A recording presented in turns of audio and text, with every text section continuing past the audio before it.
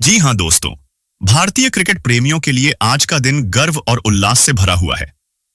पहले टेस्ट मुकाबले में टीम भारत ने वेस्ट इंडीज को पराजित कर एक नया इतिहास रच दिया है।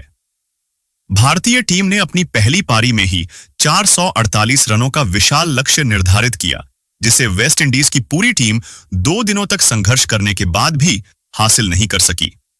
लेकिन मित्रों, अब दूसरे टेस्ट मुकाबले के लिए टीम इंडिया में 3 से 4 बड़े और चौंकाने वाले परिवर्तन किए गए हैं, क्योंकि कुछ ही दिनों बाद भारतीय टीम को ऑस्ट्रेलिया दौरे पर प्रस्थान करना है, जहां 3 एक दिवसीय मुकाबले खेले जाएंगे। इसी कारण कुछ वरिष्ठ खिलाड़ियों को आराम विश्राम दिया गया है और उनकी जगह पर कुछ युवा तथा ऊर्जावान खिलाड़ियों को अवसर प्रदान किया गया है। अब प्रश्न उठता है, दूसरा टेस्ट मुकाबला कब और कहां खेला जाएगा? कौन से खिलाड़ी इसमें शामिल होंगे और चयनकर्ताओं ने कौन से बड़े निर्णय लिए हैं? तो आइए जानते हैं विस्तार से इस पूरे प्रसंग को। सबसे पहले बात करते हैं पहले टेस्ट मुकाबले की। भारतीय टीम ने वेस्ट इंडीज को 140 रनों से पराजित किया। इस विजय में के.एल. राहुल, ध्रुव जुरैल और रविंद्र जडेजा के शानदार शतक शामिल रहे। साथ ही गेंदबाजों ने भी अद्भुत प्रदर्शन करते हुए वेस्ट इंडीज के बल्लेबाजों की कमर तोड़ दी। यदि आप भी इस ऐतिहासिक जीत से गर्व महसूस कर रहे हैं, तो इस वीडियो को दिल से एक लाइक अवश्य करें, क्योंकि यह जीत हर भारतीय के हृदय को गर्व से भर देती है। मैदान पर भारतीय बल्लेबाजों का जोश देखने योग्य था। पहले ही ओवर से रणबाण की भांति चौकों और छक्कों की वर्षा होने लगी। हर गेंद पर गूंजते शोर, तालियों की गड़गड़ाहट और दर्शकों का उत्साह, मानो किसी त्योहार का उत्सव मनाया जा रहा हो। वेस्ट इंडीज के गेंदबाज चाहे स्पिनर हों या तेज, कोई भी भारतीय बल्लेबाजों के आगे टिक नहीं पाया। हर ओवर में रन की बौछार हो रही थी और वेस्ट इंडीज के कप्तान के चेहरे पर निराशा और असहायता साफ झलक रही थी। मैदान में बैठे भारतीय दर्शक हर चौके छक्के पर ऐसे झूम उठे जैसे कोई विजय उत्सव मनाया जा रहा हो। ऐसा लग रहा था मानो बल्लेबाज नहीं, बल्कि कोई तूफान मैदान में उतर आया हो, जो रुकने का नाम ही नहीं ले रहा। अब दूसरे टेस्ट मुकाबले की बात करें। इस बार टीम इंडिया में कुछ नए और युवा चेहरे उतरने वाले हैं। ये खिलाड़ी जुनून, ऊर्जा और आत्मविश्वास से लबरेज हैं। टीम प्रबंधन ने हर खिलाड़ी को विशेष रणनीति के साथ तैयार किया है। उद्देश्य केवल एक, वेस्ट इंडीज को दोबारा मात देकर सीरीज पर पूर्ण अधिकार जमाना। जिस प्रकार पहले मुकाबले में भारतीय बल्लेबाजों ने वेस्ट इंडीज के गेंदबाजों को ताश के पत्तों की तरह बिखेर दिया था, उसी तरह दूसरे मैच में भी एक बार फिर जय घोष और जीत की गूंज पूरे देश में सुनाई देगी। वेस्ट इंडीज और भारत के बीच दूसरा टेस्ट मुकाबला 10 अक्टूबर से 14 अक्टूबर 2025 तक दिल्ली के अरुण जेटली स्टेडियम में खेला जाएगा। तो मित्रों, तैयार हो जाइए एक और रोमांचक, ऐतिहासिक और गौरवशाली मुकाबले के लिए। कमेंट बॉक्स में जरूर बताइए, आपके अनुसार दूसरे टेस्ट मुकाबले में कौन सा युवा खिलाड़ी वेस्ट इंडीज पर जीत की नींव रखेगा। तो दोस्तों, आपका ज्यादा समय न लेते हुए इस वीडियो को शुरू करते हैं और जानते हैं भारतीय टीम के स्क्वाड के बारे में कि कौन कौन से खिलाड़ी इस बार हमको खेलते हुए वेस्ट इंडीज के खिलाफ नजर आने वाले हैं। अगर इस बार की टेस्ट श्रृंखला की सबसे धमाकेदार और रोमांचक शुरुआत की बात करें तो वो होगी यशस्वी जायसवाल और के.एल. राहुल की जोड़ी से। जी हां, जब ये दोनों बल्लेबाज मैदान की क्रीज पर उतरेंगे तो विपक्षी टीम के गेंदबाजों की नींद उड़ जाएगी। यशस्वी जायसवाल अपने आक्रामक स्वभाव और ताबड़तोड़ प्रहारों के लिए प्रसिद्ध है, वहीं के.एल. राहुल अपनी शालीन शैली, संयम और संतुलित बल्लेबाजी के लिए जाने जाते हैं। दोनों की जोड़ी मैदान पर ऐसी प्रतीत होगी मानो अग्नि और जल एक साथ बह रहे हों। एक तरफ जायसवाल का आक्रमण तो दूसरी ओर राहुल का संयम। जायसवाल नई गेंद को निडरता से खेलते हुए शानदार चौके छक्के लगाने में निपुण है, जबकि राहुल अपने ठहरे हुए अंदाज से गेंदबाजों को थकाकर रन बटोरने का कौशल रखते हैं। कल्पना कीजिए, जब शुरुआत से ही गेंदबाजों पर दबाव बनेगा तो विपक्षी दल ये सोचने पर विवश होगा कि किसे रोका जाए, आक्रामक जायसवाल को या संयमी राहुल को। ये जोड़ी न केवल रनों की वर्षा करने वाली है, बल्कि विपक्षी टीम की सारी रणनीति को भी तहस नहस कर देगी। इस बार ये ओपनिंग जोड़ी तूफान की तरह आएगी और भारतीय टीम को ऐसी आरंभिक बढ़त देगी जिसे देखकर हर भारतीय प्रशंसक का हृदय गर्व से भर उठेगा। अब आते हैं तीसरे क्रम के बल्लेबाज पर। इस स्थान पर वेस्टइंडीज के विरुद्ध शाही सुदर्शन को अवसर प्रदान किया गया है, जो उनके लिए किसी सुनहरे अफसर से कम नहीं है। शाही सुदर्शन वो युवा बल्लेबाज हैं जिन्होंने अपनी प्रतिभा का लोहा आईपीएल जैसी बड़ी प्रतियोगिता में मनवा लिया है। वहां जिस निर्भीकता से उन्होंने तेज गेंदबाजों का सामना किया, उसी ने उन्हें भारतीय टीम की जर्सी तक पहुंचा दिया है। वे न केवल उदीयमान सितारे हैं, बल्कि आने वाले समय में भारत की बल्लेबाजी के मुख्य स्तंभ बन सकते हैं। तेज गेंदबाजों के विरुद्ध उनका बैकफुट खेल और स्पिनरों पर आगे बढ़कर प्रहार करने की क्षमता उन्हें एक विशेष दर्जा प्रदान करती है। यदि वो तीसरे क्रम पर उतरकर लय में आ गए तो वेस्टइंडीज के गेंदबाजों के लिए परिस्थिति अत्यंत कठिन हो सकती है। तीसरे स्थान पर बल्लेबाजी करना आसान नहीं होता, क्योंकि यही वो स्थान है जहां खिलाड़ी को परिस्थितियों के अनुसार स्वयं को ढालना पड़ता है। यदि जल्दी विकेट गिर जाए तो संयम आवश्यक है, और यदि शुरुआत मजबूत हो तो गति बढ़ाना अनिवार्य होता है। शाही सुदर्शन के पास ये दोनों गुण विद्यमान है। उनके शॉट्स में कला भी है और जोश भी। इसी कारण क्रिकेट प्रेमियों को उनसे गहरी उम्मीदें हैं। अगर उन्होंने इस सीरीज में अपना वास्तविक रंग दिखा दिया तो वे निश्चित ही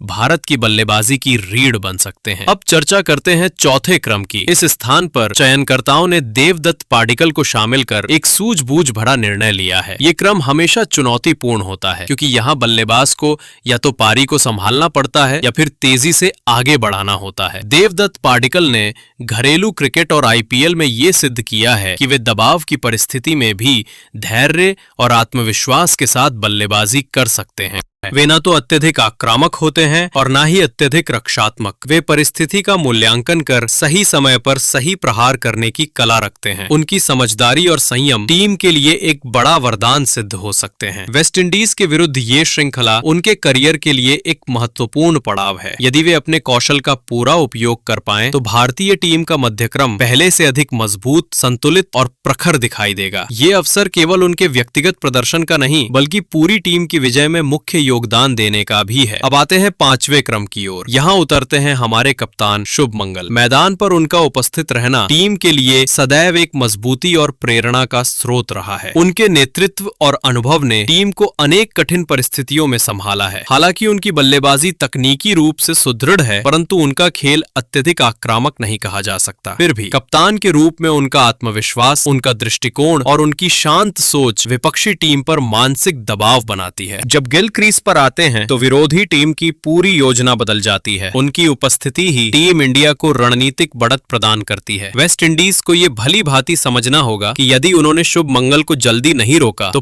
पूरा मुकाबला भारत के पक्ष में झुक सकता है। भले ही शुभ मंगल का खेल बहुत विस्फोटक ना हो, परंतु उनका अनुभव और कप्तानी समझ टीम इंडिया के लिए सबसे बड़ा हथियार है। उनकी शांत चाल, निर्णय लेने की क्षमता और टीम को एकजुट रखने की कला उन्हें भारतीय टीम का हृदय और आत्मा बनाती है। तो मित्रों, ये है वो भारतीय बल्लेबाजी क्रम जो इस बार वेस्ट इंडीज के खिलाफ तूफान की भांति मैदान में उतरने को तैयार है। हर खिलाड़ी अपने भीतर जोश, अनुशासन और विश्वास लिए हुए है। देखना ये होगा कि कौन सा खिलाड़ी इस श्रृंखला में इतिहास के पन्नों पर अपना नाम स्वर्ण अक्षरों में दर्ज कराता है।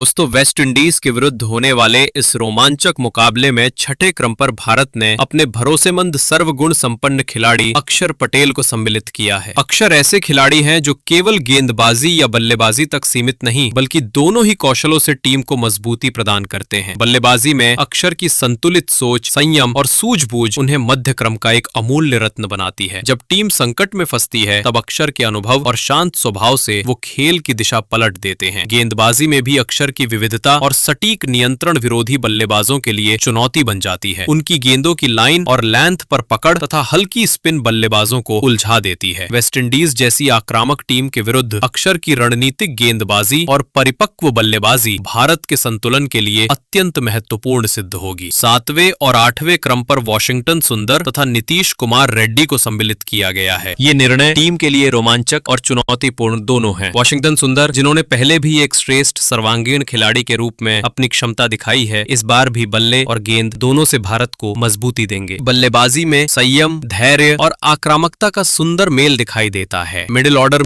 बल्लेबाजी में संयम, धैर्य और आक्रामकता का सुंदर मेल दिखाई देता है। मिडिल ऑर्डर में वे किसी भी समय पारी को संभाल सकते हैं। गेंदबाजी में उनकी सटीक यॉर्कर और स्विंग बल्लेबाजों के लिए कठिनाई उत्पन्न करती है। साथ ही खेल की स्थिति को समझने की उनकी योग्यता टीम को ओवरों के बीच संतुलन बनाए रखने में सहायता करती है। वहीं नीतीश कुमार रेड्डी, जिनका खेल साहस और आत्मविश्वास से भरा है, टीम के लिए एक नया और रोमांचक विकल्प बनकर उभरे हैं। उनके पास न केवल बल्लेबाजी में उत्कृष्टता है, बल्कि गेंदबाजी में भी वे टीम को विविध विकल्प प्रदान करते हैं। नीतीश की उपस्थिति से मिडिल ऑर्डर में स्थिरता और मजबूती आती है। दबाव के समय उनका आक्रामक रवैया टीम के लिए अमूल्य सिद्ध होता है। वॉशिंगटन और नीतीश की जोड़ी टीम की रणनीति, रणगति और दबाव प्रबंधन तीनों में प्रभाव डालती है। उनकी सबसे बड़ी शक्ति ये है और यदि तेजी से रन चाहिए हो तो वही जोड़ी आक्रामक रूप धारण कर लेती है। गेंदबाजी में इनकी उपस्थिति से भारत को मध्य ओवरों में एक नया आयाम प्राप्त होता है, जिससे विपक्षी बल्लेबाजों के लिए रन बनाना और भी कठिन हो जाता है। अब बात करते हैं भारत के तेज गेंदबाज मोहम्मद सिराज की, जिन्हें इस श्रृंखला में फिर से अवसर मिला है। ये सुनते ही भारतीय दर्शकों के चेहरों पर मुस्कान फैल गई, क्योंकि सिराज वो गेंदबाज हैं जो किसी भी परिस्थिति में खेल की दिशा मोड़ने की क्षमता रखते हैं। सिराज की गेंदबाजी में आग, जोश और अनुशासन तीनों का समावेश है। उनका लाइन और लेंथ पर असाधारण नियंत्रण किसी भी बल्लेबाज को असहज कर देता है। पिछले मुकाबले में भी सिराज ने वेस्टइंडीज के बल्लेबाजों को चारों खाने चित कर दिया था। नई गेंद से उनकी घातक स्विंग ने विरोधियों को उलझा कर रख दिया था। गेंद कभी भीतर आती, कभी बाहर जाती और बल्लेबाज समझ ही नहीं पाते कि क्या करें। उनकी हर गेंद एक अभियान की तरह होती है, विकेट के लिए, गर्व के लिए, देश के लिए। कप्तानी और उन्हें नई गेंद सौंपी है, क्योंकि सिराज जानते हैं कि प्रारंभिक ओवरों में विकेट लेना कितना आवश्यक होता है। सिराज की ऊर्जा, दृष्टिकोण और आत्मविश्वास टीम के मनोबल को दुगना कर देते हैं। हर ओवर के बाद उनका जोश, हर विकेट पर उनकी दहाड़ पूरे मैदान को बिजली की तरह झकझोर देती है। वेस्टइंडीज के बल्लेबाज भली भांति जानते हैं कि सिराज के सामने एक छोटी भूल भी उन्हें भारी पड़ सकती है। और अंत में 10वें क्रम पर जसप्रीत बुमराह, जो न सिर्फ एक गेंदबाज बल्कि तूफान के स्वामी हैं। उनकी गेंदबाजी में ऐसी धार है कि बड़े से बड़ा बल्लेबाज भी पसीना छोड़ देता है। बुमराह की घातक यॉर्कर, चकित करने वाली बाउंसर और भ्रामक धीमी गेंदें, स्लोअर बॉल्स बल्लेबाजों को असहाय कर देती हैं। पूरी दुनिया उनकी गेंदबाजी की प्रतीक्षा करती है, क्योंकि जब बुमराह रन अप लेते हैं तो हवा में भी एक अलग कंपन महसूस होती है। वो सिर्फ विकेट नहीं लेते बल्कि खेल की दिशा बदल देते हैं। इस श्रृंखला में भारत का ये निचला क्रम अक्षर, वॉशिंगटन, नीतीश, सिराज और बुमराह से कम नहीं। यह वही योद्धा हैं जो बल्ले और गेंद दोनों से युद्ध जीतने का माद्दा रखते हैं। और जब ये मैदान में उतरते हैं तो हर भारतीय के हृदय में बस एक ही स्वर गूंजता है, जय भारत। सिराज बुमराह का तूफान फिर से उठेगा।